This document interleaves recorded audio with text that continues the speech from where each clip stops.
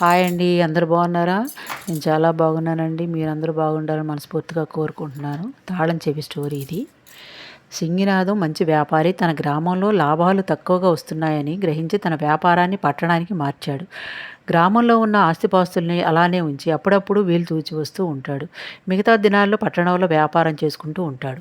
ఒకరోజు అతని గ్రామంలో నివసించే శ్రీనివాసుడు ఉరుకులు పరుగుల మీద అతని దగ్గరకు పరిగెత్తుకుంటూ వచ్చాడు. సింగినాథం, సింగినాథం, కొంపలు అంటుకుంటున్నాయి.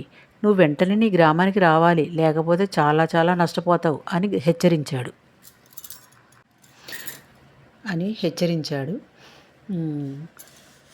సింగినాథం వీసమెత్తు కూడా చలించకుండా ఏం జరిగిందని అడిగాడు. మన ఊరికి నిప్పు అంటుకుంది చెప్పాడు. అయితే నాకేంటంట? నవ్వుతూ అడిగాడు. మీ ఇల్లు కూడా ఊళ్ళోనే ఉందిగా శ్రీనివాసు చెప్పాడు. అయితే నాకేంటంట? అదే నవ్వుతూ అడిగాడు. మీ ఇల్లు కూడా కాలిపోయింది అతను అన్నాడు. అయితే నాకేంటంట?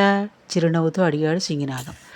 అదే మీ ఇల్లు కూడా కాలిపోతుంది సింగినాథం హెచ్చరించాడు. అయితే నాకేంటంట? మళ్ళీ అదే ప్రశ్న అడిగాడు. నువ్వు ఆ ఇంట్లో ఎంతో విలువైన ధాన్యరాశులు, పత్తి బేళ్ళు నిలువ చేశావు. మంచి ధర వస్తే అమ్ముకుందామని. కానీ ఇప్పుడు ఆ ఇల్లు కాలిపోతున్నది. వెంటనే వచ్చేయి శ్రీనివాసు ఆదుర్దాగా చెప్పాడు. మళ్ళీ అదే చిరునవ్వు చిందించాడు సింగినాథం. జేబులు వెతికి ఓ తాళం చెవి బయటకు తీశాడు. అయితే నాకేంటంట? శ్రీనివాసుడు ఇలాంటివేవో జరుగుతాయని ఇంటికి తాళం వేసి తాళం చెవి నా దగ్గర పెట్టుకున్నాను అంటూ తాళం చెవి చూపించాడు. శ్రీనివాసుకు నోట మాట రాలేదు. నిర్ఘాంతపోయి నిలబడిపోయాడు.